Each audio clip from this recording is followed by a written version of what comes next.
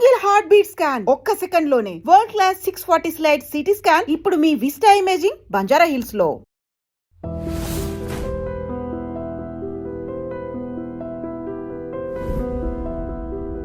నమస్తే, నేను Kavitha. Welcome to I dream news and నిజాలు.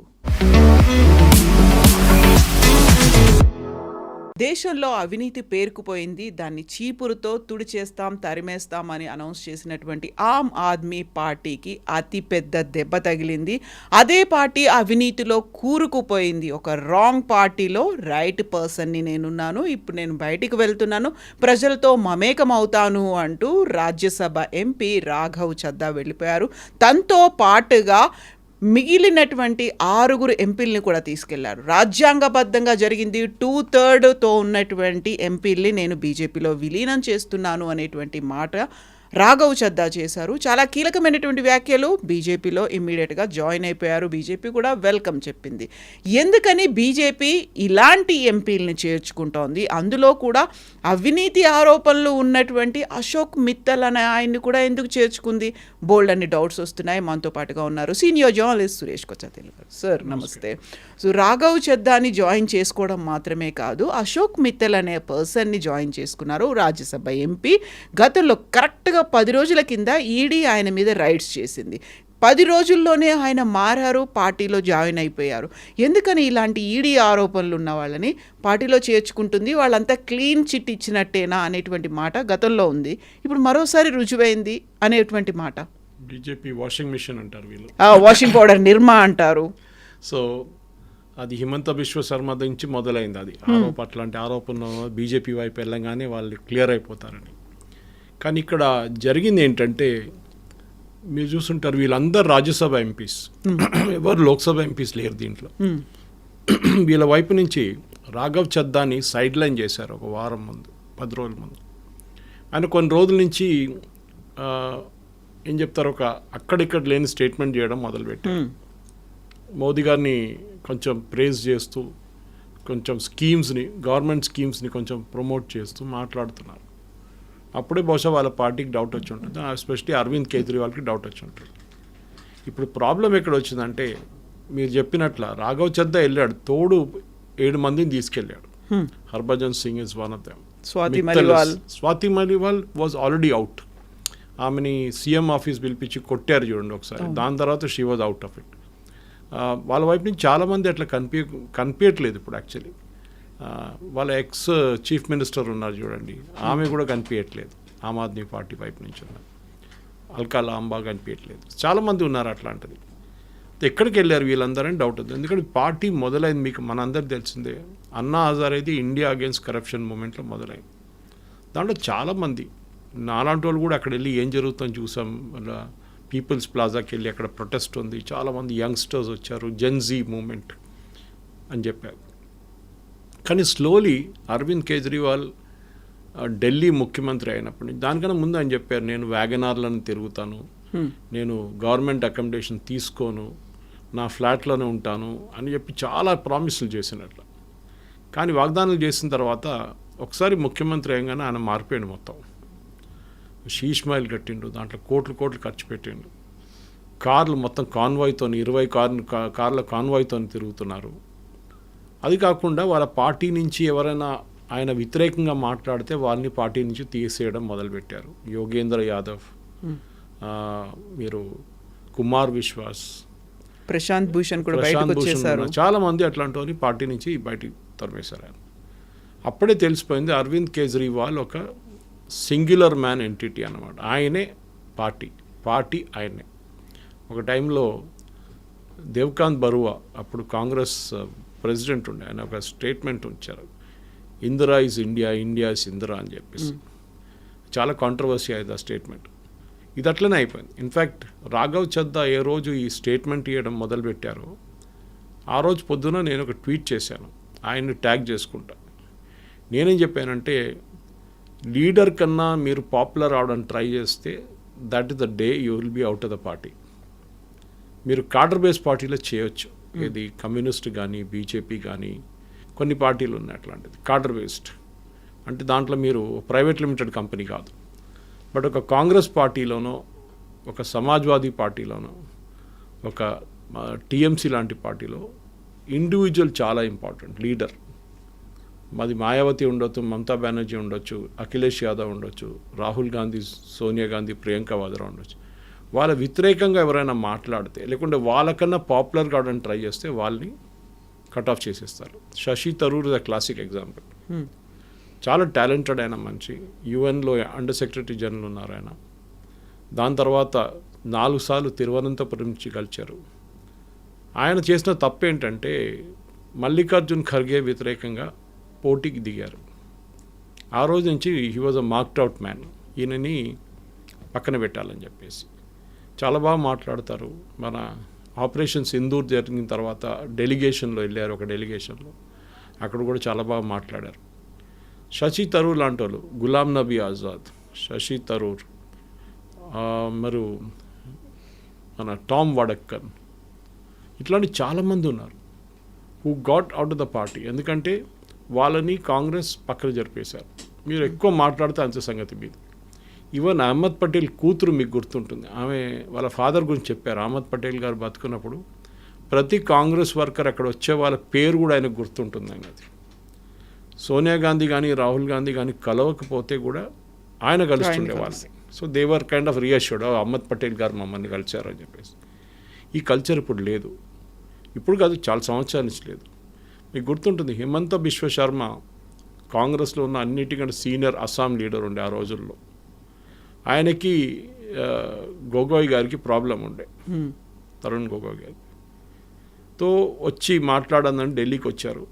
3 రోజులు అస్సాం భవన్లో వెయిట్ చేయించారు, కలవలేదు రాహుల్ గాంధీ. లాస్ట్లో ఒకరోజు అపాయింట్మెంట్ ఇచ్చారు, ఒకరోజు ఈవినింగ్ కలవడానికి వెళ్తే రాహుల్ గాంధీ కుక్కకి బిస్కెట్లు పెడుతున్నాడు. అది చాలా ఫేమస్ స్టోరీ అది. తర్వాత మాట్లాడుతూ కుక్క బిస్కెట్ ఆయన ఆఫర్ చేశారు ఎవరు, హిమంత బిశ్వకి. ఆ హిమంత బిశ్వ కుక్క కోపం వచ్చి ఆయన అక్కడి నుంచి డైరెక్ట్ బీజేపీ ఆఫీస్లో వెళ్ళి బీజేపీలో చేరిపోయాడు. That Himanta Biswa Sarma today is one of the top most leaders of BJP. ఇప్పుడు నార్త్ ఈస్ట్ మొత్తం ఆయన కంట్రోల్లో ఉంది. కాంగ్రెస్లో ఒక హ్యాబిట్ ఉంది, మంచి లీడర్స్ని కోల్పోతారు వాళ్ళు ఎప్పుడు. అది చూడండి మీరు కంటిన్యూస్గా ఎవరైనా సీనియర్ మోస్ట్ లీడర్ ఒక టైంలో పార్టీ నుంచి వెళ్ళిపోయిన వాళ్ళు చాలామంది మళ్ళీ తిరిగి వచ్చారు. కరుపయ్య మూపునార్ తమిళ్ మానిల కాంగ్రెస్ స్టార్ట్ చేశారు, టీఎంసీ. ఇప్పుడు మళ్ళీ వాళ్ళ కొడుకు నడిపిస్తున్నారు part of NDA by the way. దాంట్లో చిదంబరం గారు కూడా ఉన్నారు. వీళ్ళందరూ పార్టీ నుంచి వెళ్ళిన వాళ్ళే. మమతా బెనర్జీ కాంగ్రెస్ పార్టీ నుంచి బయటికి వెళ్ళారు, తృణమూల్ కాంగ్రెస్ స్టార్ట్ చేశారు. శరద్ పవార్ గారు Sonia Gandhi is a foreigner అని చెప్పి పార్టీ నుంచి బయటికి వెళ్ళిపోయారు, ఎన్సీపీ స్టార్ట్ చేశారు.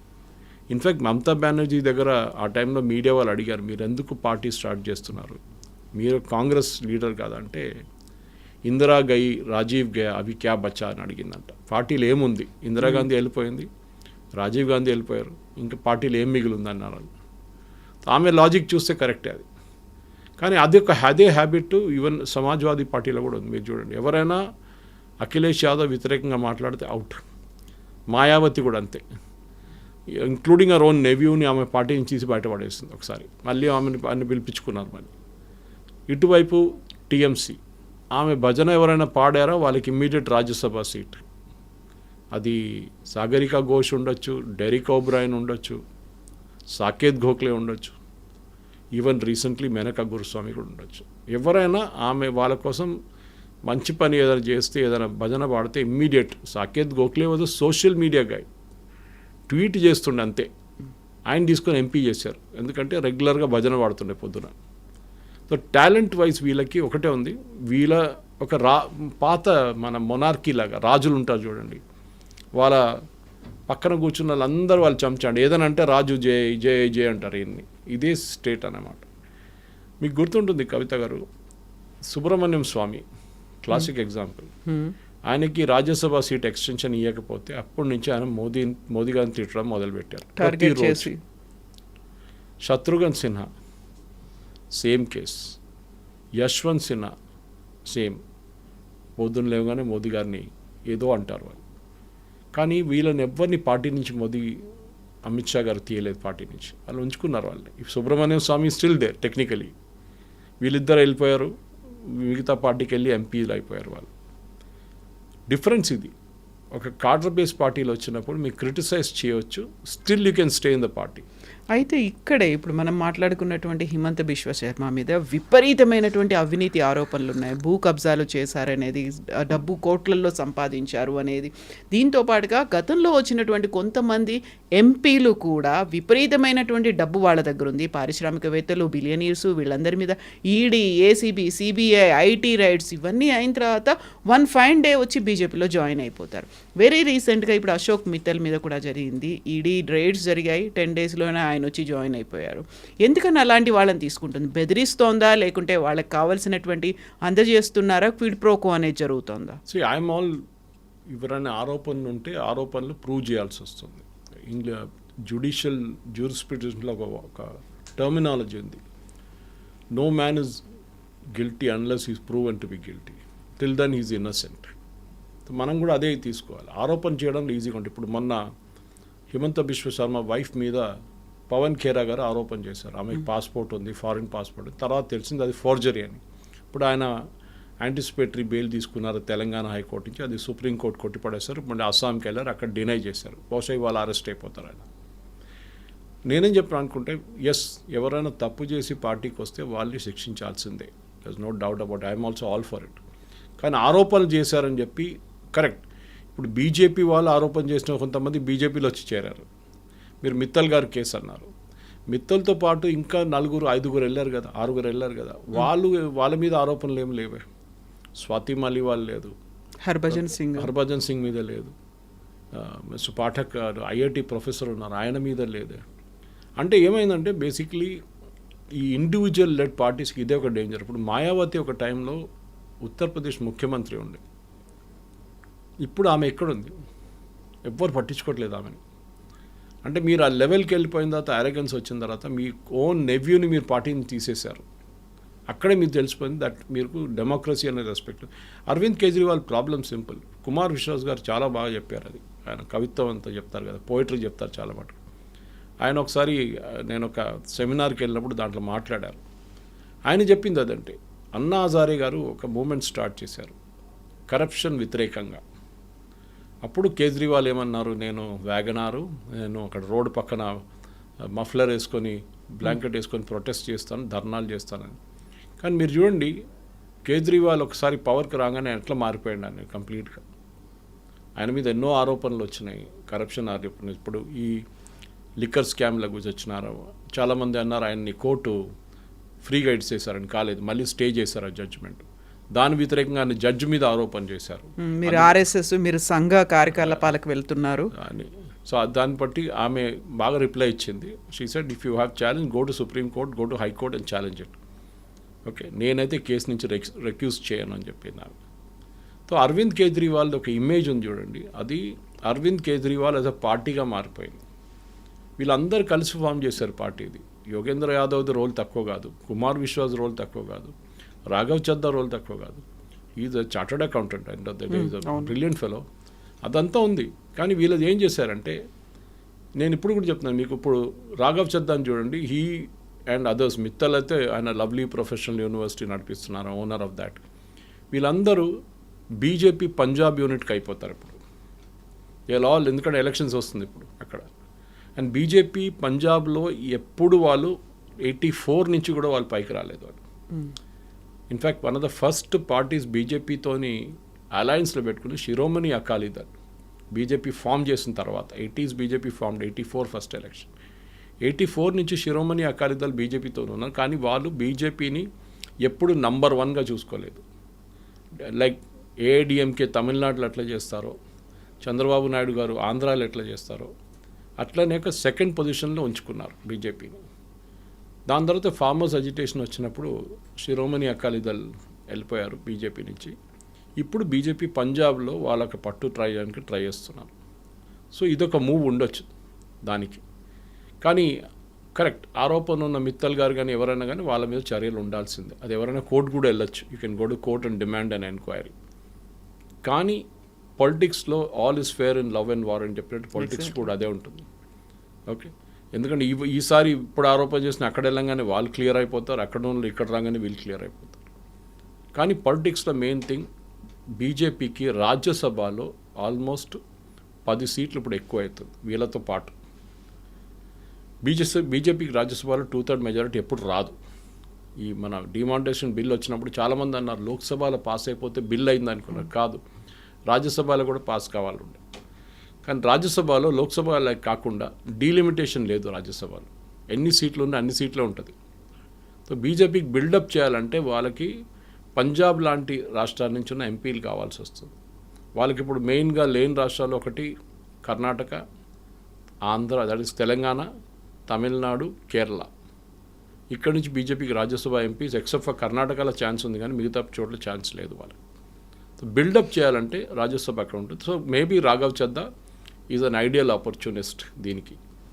ఆయన అన్నారు వాజ్పేయి గారికి ఇచ్చి యూజ్ చేసే ఒక టర్మ్ ఉంది, right man in the wrong party అని. వాజ్పేయి గారి గురించి ఎప్పుడు చెప్తుండేది, వాళ్ళ కాంగ్రెస్ ఉన్న వాళ్ళు కమ్యూనిస్ట్ వాళ్ళు ఎప్పుడు చెప్తున్న ఒక టర్మ్ ఇది. అది రాఘవ్ చద్దా ఈసారి వాడుకున్నారు. నేను చాలా మటుకు కష్టపడ్డాను పార్టీ కోసం, కానీ కేజ్రీవాల్ గారు కంప్లీట్గా సెల్ఫిష్ అయిపోయారు. ఆయన నేనే పార్టీ అని చేర్చుకున్నారు. ఆయన ఇప్పుడు అదే నడిపిస్తున్నారు ఆయన చెప్తున్నారు.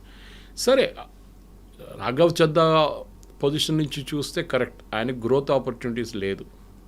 ఆయన ఎక్కడున్నాడు అక్కడే మిగిలిపోతారు, పార్టీ పైకి వెళ్ళలేరు. అది ఎనీ ప్రైవేట్ లిమిటెడ్ కంపెనీ పార్టీలో ఉంటుంది. అది ఎంత కష్టపడినా కానీ రాహుల్ గాంధీ డిసైడ్ చేస్తాడు అన్ని, ప్రియాంక వాద్రే డిసైడ్ చేస్తారు. వాళ్ళ పార్టీలో ఉన్న మల్లికార్జున్ ఖర్గే కూడా ఒక బీ-ఫామ్ కూడా ఇష్యూ చేయలేరు అన్న, వీళ్ళ పర్మిషన్ లేకుండా. That is the situation. So మీరు ఒక నార్మల్ వర్కర్గా పైకి వచ్చి ముఖ్యమంత్రి కావడం అనేది అది చాలా తక్కువ పార్టీస్లో ఉంటుంది. That example one is BJP. మీరు చూసుంటారు బీహార్లో, ఒడిశాలో, ఛత్తీస్గఢ్లో, మధ్యప్రదేశ్లో, రాజస్థాన్లో అన్ని కొత్త ముఖ్యమంత్రిని తీసుకొచ్చారు, న్యూ ఫేసెస్. మనకు పేరు కూడా తెలియదు కొంతమంది దాంట్లో. బికాస్ కాడర్ నుంచి వర్క్ చేసి వస్తే మీకు ఆపర్చునిటీ ఉంటుంది. కానీ కేజ్రీవాల్ ఏం చేశారంటే ఆయన తోడున్న మనుషులనే వెనక నుంచి ఆయన స్టాబ్ చేశారు, వాళ్ళని పక్కన జరిపేశారు. ఒక చిన్న స్టేట్మెంట్ ఇవ్వడంలోనే రాఘవ్ చద్దాని లీడర్ ఆఫ్ ఆపోజిషన్ పోస్ట్ నుంచి, అంటే వాళ్ళ పార్టీ లీడర్షిప్ నుంచి రాజ్యసభలో తీసేశారు. కాకపోతే అదే డిప్యూటీ ఫ్లోర్ లీడర్గా అశోక్ మిత్తల్ని పెట్టుకున్నారు. అశోక్ మిత్తల్ కూడా ఇప్పుడు వెళ్ళిపోయాడు, వచ్చేసారు. సో అదే ప్రాబ్లం. సో నేనేం చెప్తున్నా అంటే ఇప్పుడు కేజ్రీవాల్ ఏం చేస్తారు చెప్పండి, ఇప్పుడు ఆరోపణలు చేస్తారు. ఈవెన్ మాన్ కూడా ఆరోపణ చేస్తున్నారు పంజాబ్ ముఖ్యమంత్రి. మా పంజాబ్కి చెందిన వాళ్ళు కాదు ఈ లీడర్లు, ఎవరు వెళ్ళిపోయిన వాళ్ళు, పంజాబ్తో సంబంధం లేదు వాళ్లకు అనే మాట. బట్ ఇన్ని రోజుల సంబంధం ఎట్లా ఉండే, మీరు రాజ్యసభ సీట్ ఎట్లా ఇచ్చారు వాళ్ళకి, ఇది అడగాల్సింది. సంజయ్ సింగ్ కానీ, అరవింద్ కేజ్రీవాల్ కానీ, సిసోడియా కానీ, వీళ్ళందరూ అండ్ వీళ్ళకు ఉంది ఒక పార్టీలో ఒక పొజిషన్ ఉంది, కానీ అదే పొజిషన్ వీళ్ళకి ఇవ్వలేదు. అది ప్రాబ్లం. ఫేవరెట్స్లో సిసోడియా, ఇద్దరితో తోడు జైల్లో ఉన్నారు వీళ్ళిద్దరు కూడా. ఆరోపణ ఇప్పుడు కూడా నడుస్తుంది వాళ్ళ మీద ఉన్న అలిగేషన్స్, ఇప్పుడు కూడా అన్ప్రూవన్ కాలేదు. అట్లాంటి పరిస్థితుల్లో రాఘవ్ చద్దా పొజిషన్ చూస్తే ఆయన కరెక్ట్. ఆయన అంటే నా మీద ఏమైనా ఆరోపణ ఉంటే చెప్పండి, నేను ఎవరి దగ్గర డబ్బులు తీసుకున్నానో లేకుంటే నేను ఎవరి దగ్గర లంచం తీసుకున్నాను అంటే మీరు చెప్పొచ్చు, నేను చేయలేదు, కేజ్రీవాల్ చేశారు. కానీ ఆయన అంటాడు I'm the cleanest person in the earth, నేను చెప్తారు సత్య హరిశ్చంద్ర తర్వాత నేనేగా ఉంటాను, మహాత్మా గాంధీ ఎవరు, ఆయన ఎవరు లేరు, నేనే కదా correct most honest person in the world అంటారు. ఇది ప్రాబ్లం. ఈ ప్రాబ్లమ్ని ట్యాకిల్ చేయడానికి ఒకటే ఆప్షన్ ఉంటుంది, పార్టీలో ఇన్నర్ పార్టీ డెమోక్రసీ తీసుకురావాల్సి వస్తుంది. కానీ అది ఈ ప్రైవేట్ లిమిటెడ్ కంపెనీ పార్టీస్లో రాదు చాలా మటుకు. అయితే ఈ అవినీతి ఆరోపణలు ఇవన్నీ ఉన్నప్పటికి కూడా బీజేపీ ఎందుకు వాళ్ళని ఎంకరేజ్ చేస్తోంది, ఎంటర్టైన్ చేస్తోంది అనే దాంతో పాటుగా వాళ్ళకు అవసరం ఉంది, రాజ్యసభలో ఎంపీల అవసరం ఉంది, అందుకని పెంచుకునే ప్రయత్నం జరుగుతుంది అనుకున్నప్పుడు మిగతా పార్టీలను ఎందుకు కిల్ చేయాలి? ఇప్పుడు ఆమ్ ఆద్మీ పార్టీ అనేది కేవలం ఒక రీజనల్ పార్టీగా కాదు, పంజాబ్లో కూడా గవర్నమెంట్ ఫామ్ చేసింది, గోవా దాకా వెళ్ళింది, గుజరాత్లో గెలుచుకుంది, మిగతా చోట్ల ఆన్ అండ్ ఆఫ్ తన ఏంటి అనేది తన ఉనికిని చూపించుకుంటోంది. అలాంటి పార్టీని కిల్ చేయాలని ఎందుకు చూస్తున్నారు? బీజేపీ ఢిల్లీలో పాగా వేయాలనుకుంది అంటే ఆయన అరెస్ట్ చేస్తారు, ఆ తర్వాత ఆ అవినీతి ఆరోపణలు రుజువు కాలేదు, బయటకు వచ్చారు అనేది. డెలిబరేట్గా ఒక పార్టీ ఉనికి లేకుండా చేసే ప్రయత్నం జరిగింది, ఆ పని బీజేపీ చేస్తోంది అనే మాట. మహారాష్ట్ర తీసుకోండి ఎగ్జాంపుల్, దానికి ముందు గోవా జరిగింది. మన అందరు తెలిసిందే గోవా ఎలక్షన్లో ఆ టైంలో బీజేపీకి మెజారిటీ లేకుండే, కాంగ్రెస్ ఎట్లనో అలయన్స్ పెట్టుకొని మెజారిటీకి ట్రై చేస్తున్నారు. రాత్రికి రాత్రి చిదంబరం గారు వచ్చారు ఢిల్లీ నుంచి. వచ్చి డైరెక్ట్ హోటల్కి వెళ్ళి ఆయన నిద్రపోయారు. లేట్ 11 గంటలైంది ఆయన వచ్చేదాకా. పొద్దున్న లేవంగానే బీజేపీ గవర్నమెంట్ ఫామ్ చేసుకున్నారు. మీరు పాలిటిక్స్లో ఉన్నప్పుడు మీరు అగ్రెసివ్గా ఉండాలి. బీజేపీ ఒక చిన్న తప్పు మహారాష్ట్రలో చేశారు. ఫస్ట్ టైం అజిత్ పవార్ని తీసుకొచ్చినప్పుడు దాని ఒక ఫ్లాప్ షో అయిపోయింది అది. కానీ రెండోసారి చూడండి, వాళ్ళకి మెయిన్ ఆపోనెంట్ ఎవరు ఉండే మహారాష్ట్రలో? శివసేన యునైటెడ్గా పోటీ చేస్తే బీజేపీకి ఎప్పుడు మెజారిటీ రాదు. సో బీజేపీ ఏం చేశారు? శివసేనని స్ప్లిట్ చేశారు, షిండేని తీసుకొచ్చారు, షిండేని ముఖ్యమంత్రి చేశారు. అప్పుడే పెద్ద పుకారు ఉండే, మీకు గుర్తుంటుంది. ఇదేంటి ఇది, ఈవెన్ ఉద్ధవ్ ఠాక్రే అన్నారు మీరు ఒకరిని ఎంటైజ్ చేసి ఆయన ముఖ్యమంత్రి చేస్తున్నారని. ఇప్పుడు రేపు పొద్దున రాఘవ్ చద్దాని ఏక్నాథ్ షిండే అనేటువంటి పేరు వచ్చేసింది కదా ఆయనకి ఆల్రెడీ వచ్చేసింది, అది కదా. సో ఏక్నాథ్ షిండే గారిని ముఖ్యమంత్రి చేశారు. ముఖ్యమంత్రి చేసిన తర్వాత ఏం చేశారు? బీజేపీ వెయిట్ చేశారు. ఫస్ట్ టర్మ్ సర్వ్ చేసిన తర్వాత నెక్స్ట్ ఎలక్షన్ వచ్చేదాకా ముఖ్యమంత్రి క్యాండిడేట్ని అనౌన్స్ చేయకుండా ఎలక్షన్ పోటీ చేశారు, గెలిచారు, ఎక్కువ సీట్లు తీసుకున్నారు.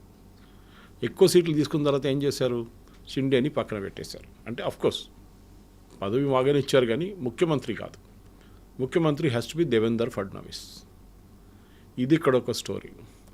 బీహార్ తీసుకోండి. బీహార్లో కూడా వీళ్ళిద్దరు కలిసి పోటీ చేశారు, జేడీయూ అండ్ బీజేపీ.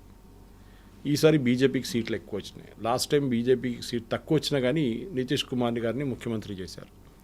ఈసారి నితీష్ కుమార్ గారిని కూడా ముఖ్యమంత్రి చేశారు, ఈవెన్ దో సీట్లు తక్కువ ఉన్నప్పుడు. సడన్గా నితీష్ కుమార్ ఏందండి రాజ్యసభ రిజైన్ చేసి రాజ్యసభకి ఎందుకు వెళ్ళారు? ఒక స్టోరీ దాంట్లో కూడా ఉంది. బీజేపీ ఏంటంటే వాళ్ళు నార్త్లో ఇటువైపు నుంచి మీరు చూస్తే హర్యానా, రాజస్థాన్, గుజరాత్, మహారాష్ట్ర, మధ్యప్రదేశ్, ఛత్తీస్గఢ్, ఉత్తరప్రదేశ్, బీహార్, అస్సాం, ఒడిశా కంప్లీట్ కవర్ చేసుకున్నారు వాళ్ళు. దాంట్లో మిగిలిపోయిన 2 రాష్ట్రాలు ఉన్నాయి. ఒకటి Jharkhand, where Congress and JMM అలయన్స్లో ఉన్నారు, అటువైపు వెస్ట్ బెంగాల్. సో వాళ్ళ ఏంటంటే లైఫ్ ఇప్పుడు చూస్తున్నాం మేము, వెస్ట్ బెంగాల్ ఎంత అగ్రెసివ్ క్యాంపెయిన్ నడుస్తుంది. బీజేపీ గెలుస్తారో లేదని కాదు, కానీ అమిత్ షా గారు 2 వారాలు అక్కడ ఉండడం, క్యాంపెయిన్ చేయడం. సో బీజేపీకి ఎథిక్స్ ఉందా అంటే పాలిటిక్స్లో ఎథిక్స్ ఏంటని అడగొచ్చు మీరు. నేను 2 ఎగ్జాంపుల్స్ ఇచ్చాను మీకు. ఒకటి గోవాలో జరిగింది, దాని తర్వాత మహారాష్ట్రలో జరిగింది చెప్పాను. దాని తర్వాత of course Nitish Kumar on his own నేను వెళ్ళిపోతున్నాను, రాజ్యసభకి వెళ్ళిపోతున్నాను, ఇక మీరు మీ ముఖ్యమంత్రిని పెట్టుకోండి అన్నారు. So BJP has got their own chief minister. So ethics wise problem లేదు. Problem is one party rule అయిపోతే డేంజర్ ఉంటుంది. కాంగ్రెస్ ముక్త్ భారత్ అని చెప్పి బీజేపీకి ఒక స్లోగన్ ఉంది. బహుశా అది దాని ఆపరేషన్ లోటస్లో ఉన్న ప్లాన్లో ఒక స్టేట్ తర్వాత ఒక స్టేట్ తర్వాత ఒక స్టేట్ ఇదే నడుస్తుంది. రేపు కర్ణాటకలో ఏమైనా అయితే ఐ వోంట్ బీ సర్ప్రైజ్డ్. అక్కడ కూడా ఏదైనా కావచ్చు. రేపు సిద్ధరామయ్యని కిందకి దింపడానికి they will get DK Shivakumar, ఆయన్ని ముఖ్యమంత్రి చేస్తారు. ఇది కాంగ్రెస్ తప్పు ఉంది కవిత గారు దీంట్లో. యాజ్ మచ్ అస్ కేజ్రీవాల్ తప్పు చేస్తున్నారు, కాంగ్రెస్ వాళ్ళు కూడా తప్పు చేస్తున్నారు. నిన్న రాహుల్ గాంధీ ఒక స్టేట్మెంట్ ఇష్యూ చేశారు మన ఎలక్షన్ తర్వాత, ఫస్ట్ ఫేజ్ తర్వాత, ఓటింగ్ జరిగిన తర్వాత. మమతా బెనర్జీ కావాలని చెప్పి ఆమె తప్పులు చేసి బీజేపీని తీసుకొస్తుంది ముందుకని చెప్పి. అక్కడే వస్తుంది. బీజేపీ 1980లో ఫామ్ అయిన పార్టీ. కాంగ్రెస్ ఎప్పటి నుంచో ఉంది, ప్రియర్ ఇండిపెండెన్స్ టైం నుంచి ఉంది. ఎందుకు వాళ్ళు వాళ్ళ పార్టీని కాపాడుకోలేకపోతున్నారు? యాజ్ మచ్ అస్ కేజ్రీవాల్ని బ్లేమ్ చేయండి. చిన్న పార్టీ, మీరు చెప్పినట్టు చిన్న పార్టీలో స్ప్లిట్ చేయడానికి చాలా ఈజీ. బీజేపీ చేశారు దీనికన్నా ముందు కూడా చాలా ప్లేసెస్లో. సేమ్ అదే ప్రయత్నం బీఆర్ఎస్లో కూడా జరిగింది అనేది. అక్కడ ఉన్నటువంటి థ్రెట్ అరవింద్ కేజ్రీవాల్, కేసీఆర్ అనేది ఉంది. ఈ 2 రీజనల్ పార్టీసే. ఈ రెండింటికి చెందినటువంటి లీడర్లను తీసుకెళ్ళి మద్యం కేసులో అరెస్ట్ చేసి జైలుకు వేశారు. ఆ తర్వాత ఆ 2 కూడా పదవులను కోల్పోయాయి. 2 కూడా ప్రభుత్వాల్ని ఫామ్ చేసేటువంటి సిచ్యువేషన్ లేదు. అక్కడ ఉన్నటువంటి రీజనల్ పార్టీలకి థ్రెట్టే బీజేపీ కావాలనే చేస్తుంది డెలిబరేట్ అటెంప్ట్స్ అనేది. బీజేపీ అగ్రెసివ్, దాంట్లో మీరు డౌట్ లేదు. ఎస్పెషలీ అమిత్ షా గారి కల్చర్ మీరు చూస్తే, మోదీ గారు అప్పుడు కూడా కొంచెం moderate. Amit Shah is simple, aggressive. ఇంగ్లీష్లో అంటారు no quarters given, no quarters taken. వెళ్ళిపోతారు, ఫుల్ ఫ్లెజ్గా వెళ్ళిపోతే కొట్టేస్తారు. సో అక్కడే కాంగ్రెస్కి బీజేపీకి, ఇప్పుడు కొత్త బీజేపీకి, దట్ ఈస్ పోస్ట్ మోదీ ఉన్న బీజేపీలో డిఫరెన్స్ ఇది. అద్వానీ గారికి 2 సార్లు ఆపర్చునిటీ ఇచ్చారు. ఒక పార్టీని మెజారిటీలు తీసి ఆయన చేయలేకపోయారు. దట్ గోల్డెన్ పీరియడ్లో ఇప్పుడు రామ్ జన్మభూమి అజిటేషన్ జరిగిన తర్వాత దెన్ ఆల్సో ఎక్స్ప్లోర్ చేయలేకపోయారు ఆయన. కానీ మోదీ గారు చూడండి 2014లో ఆయన క్యాండిడేట్ అనౌన్స్ చేసిన డిసెంబర్లో, ఎలక్షన్ నడిచింది మేలో. ఆ 5 నెలల్లోనే బీజేపీ బిల్డప్ చేస్తూనే ఎలక్షన్ గెలిచారు వాళ్ళు. దాని తర్వాత తిరిగి చూడలేదు బీజేపీ ఇప్పుడు దాకా. ఈవెన్ దో వాళ్ళ మెజారిటీ 2024లో తగ్గింది, కానీ వాళ్ళు ప్రతి స్టేట్ని తీసుకెళ్ళిపోతున్నారు. ప్రతి స్టేట్ ఇప్పుడు ఎట్లయిపోయిందంటే రాత్రి కొంతమంది ముఖ్యమంత్రులు నిద్రపోతున్నప్పుడు ఆపోజిషన్ ముఖ్యమంత్రులు వాళ్ళు నిద్ర కూడా రాదు, వాళ్ళకి భయం పొద్దున్న లేచిన సీట్ ఉంటుందో లేదో అని చెప్పేసి అది చేసి చూపించారు. పంజాబ్లో మీరు చూడండి, it is a small state, ఎక్కువ ఎంపీ లేరు, 8 ఎంపీలు ఉన్నారు లోక్సభ, పెద్ద ఇష్యూ ఏం లేదు. కానీ బీజేపీ ఏం చేశారు, అక్కడ నుండి రాజ్యసభ ఎంపీస్ని మొత్తం తీసుకెళ్ళిపోయారు. అఫ్కోర్స్ మీరు చెప్పినట్లు మెజారిటీ లేదు, కానీ బీజేపీ ఇప్పుడు మెజారిటీ వచ్చేస్తుంది, కానీ 2/3 రాదు. At least they have simple majority, ఎవరిని అడగక్కర్లేదు బిల్స్ పాస్ చేసేటప్పుడు. ఇంకా ముందుకెళ్తూ ఇంకా ఎక్కడైనా మిగిలిందా అని నాకు డౌట్ ఉంది. ఒకటి జేఎంఎం, జార్ఖండ్ ముక్తి మోర్చా, జార్ఖండ్లో బహుశా అక్కడ కూడా ఒక ఆపరేషన్ లోటస్ జరగవచ్చు. ఇంకోటి మిగిలింది హిమాచల్లో కూడా ఏ రోజైనా గవర్నమెంట్ మారవచ్చు. Anything is possible in politics. దాంట్లో classic example BJP culture, BJP ఎట్లా ఆపరేట్ చేస్తారని మనం చూస్తున్నాం. కాకపోతే ఎంత బీజేపీ ఆపరేట్ చేస్తున్నా కానీ మోదీ ఒక మొనార్క్ లాగా తయారైపోయాడు, ఇంకా బీజేపీ తప్ప ఏది ఉండొద్దు అనుకుంటే ప్రజాస్వామ్యం అనేది ఎక్కడ ఉంటుంది? కేంద్రంలో అధికారం ఓకే, రాష్ట్రాల్లో కూడా ఉన్నటువంటి రీజనల్ పార్టీస్ని ఎందుకు చంపేస్తున్నారు అని. Question is correct, very good question. కానీ ఒక టైగర్, ఒక లయన్ జంగిల్లో ఉంటే వాళ్ళ టెరిటరీ మార్కౌట్ చేసుకుంటారు వాళ్ళు, దాని లోపల ఇంకో రానియర్. ఇది కూడా బీజేపీ కూడా అంతే. మీరు చెప్పొచ్చు దే ఆర్ ఓవర్ అగ్రెసివ్, మిగతా పార్టీలని రానియట్లేదు, మిగతా పార్టీలని ఫినిష్ చేసేస్తున్నారు. ఒక కంట్రీలో హెల్దీ డెమోక్రసీలో ఒక స్ట్రాంగ్ ఆపోజిషన్ చాలా ఇంపార్టెంట్. All correct, agreed. ఎవరు ఆపారు రాహుల్ గాంధీని? ఎవరు ఆపలేదు కదా. ఆయన ఎందుకు గెలవలేకపోతున్నారు యూపీలో, ఆయన ఎందుకు గెలవలేకపోతున్నాడు హర్యానాలో? ఆల్మోస్ట్ ఓడిపోయిన ఎలక్షన్ బీజేపీ హర్యానాలో గెలిచారు. మహారాష్ట్రలో ఏమైంది? నెక్ టు నెక్ ఫైట్ అన్నారు, కంప్లీట్లీ వన్ సైడెడ్ అయిపోయింది.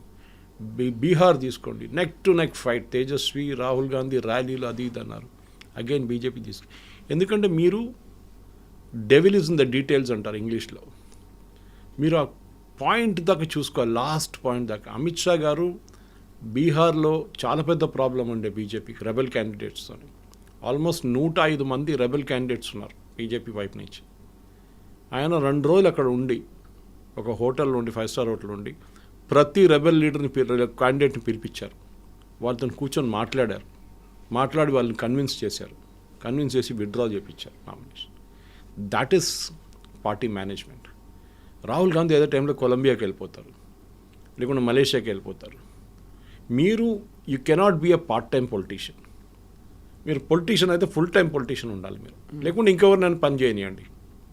మీరు ఈ పార్ట్ టైం పొలిటీషియన్ పనిలో పడతారు చూడండి, then it becomes a problem. And Rahul Gandhi classic case అది. మీ పార్టీ వాళ్ళు ఎంతోమంది రీసెంట్లీ తేజస్వి యాదవ్ బీహార్ ఎలక్షన్ ముందు మీకు గుర్తుంటుంది, తేజస్వి, లాలూ ప్రసాద్, రాబ్రీ దేవి అండ్ వాళ్ళ కూతురు, I think it was Misa, వీళ్ళు 4 వచ్చారు ఢిల్లీకి. ఆ కేసు ఉండే వాళ్ళది ఒకటి, దాని ఛార్జ్ షీట్ ఏదో ఉండే, ఫైలింగ్ ఛార్జ్ షీట్ ఉండే, అది దానికోసం వచ్చారు. 3 రోజులు బీహార్ భవన్లో వాళ్ళు ఉన్నారు. రాహుల్ గాంధీని కలవడానికి ట్రై చేశారు, ఏది క్యాండిడేచర్ డిస్కస్ చేయడానికి బీహార్లో, వాళ్ళు పొత్తు ఉంది కదా వాళ్ళకి, కలవలేదు 3 రోజులు. Lalu is not a small man, X ముఖ్యమంత్రి, వాళ్ళ వైఫ్ కూడా ఎక్స్ ముఖ్యమంత్రి, తేజస్వి ఆయన క్లోజ్ ఫ్రెండ్, కలవలేదు. ఈవెన్ వెస్ట్ బెంగాల్లో చూడండి, ఈసారి వెస్ట్ బెంగాల్లో సిపిఎంతో పొత్తు ఎందుకు పెట్టుకోలేదు? Same problem, ego. మీరు పొలిటిక్స్లో ఉన్న మీరు దిగొచ్చి మాట్లాడాలి ఒక్కొక్కసారి, you to come down. Amit Shah గారు ఈవెన్ మీరు చూడండి, నార్త్ ఈస్ట్కి వెళ్తే చిన్న పార్టీలతో మాట్లాడతారు, 2 ఎమ్మెల్యేలు 1 ఎమ్మెల్యే ఉన్న పార్టీతో మాట్లాడతారు. ఎందుకంటే ఏదో ఒక రోజు మీకు పనికొస్తారు వాళ్ళు. You should never forget that. మీకు ఒకరోజు అహంకారం తీసుకొని నేను వాళ్ళతో మాట్లాడాను, వాళ్ళకి 2 ఎమ్మెల్యేలు ఉన్నారంటే దాట్స్ ఎండ్ ఆఫ్ ఇట్. మీరు మీ పార్టీని చూసుకోకపోతే మీ పార్టీ అంతే సంగతి. అది రాహుల్ గాంధీ గుర్తుపెట్టుకోవాలి. And classic example is this. ఎంతోమంది, okay, Rajaji garu grandson is BJP spokesperson Keshavan. Shehzad Poonawalla Congress, Jitin Prasada Congress, missus Bahuguna యూపీలో కాంగ్రెస్. వీళ్ళందరూ ఎక్కడి నుంచి వచ్చారు కదా.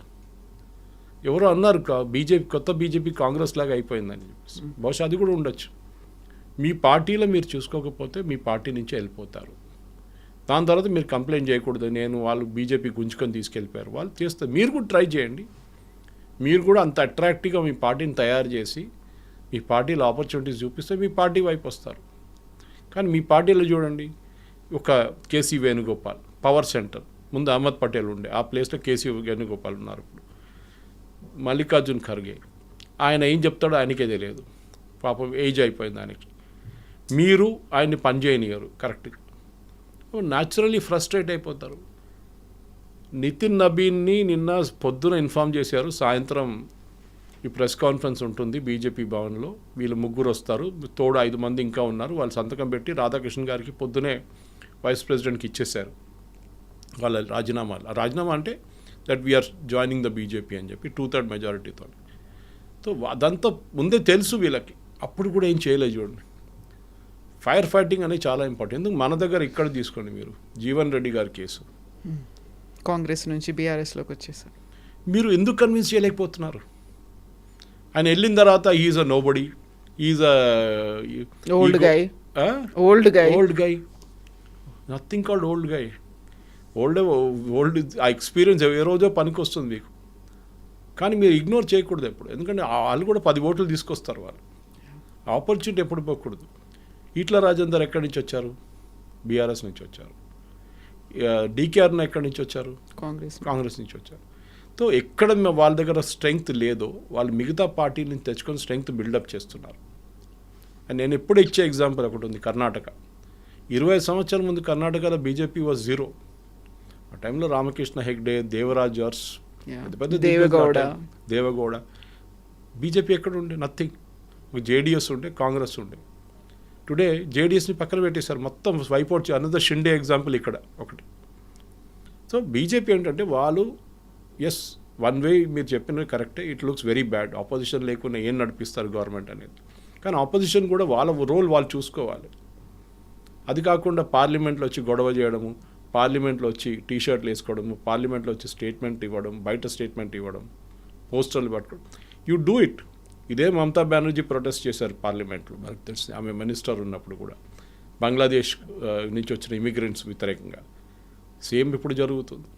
So I think Rahul Gandhi ఆయనతో కాకపోతే పక్కన జరిగిపోవాలి.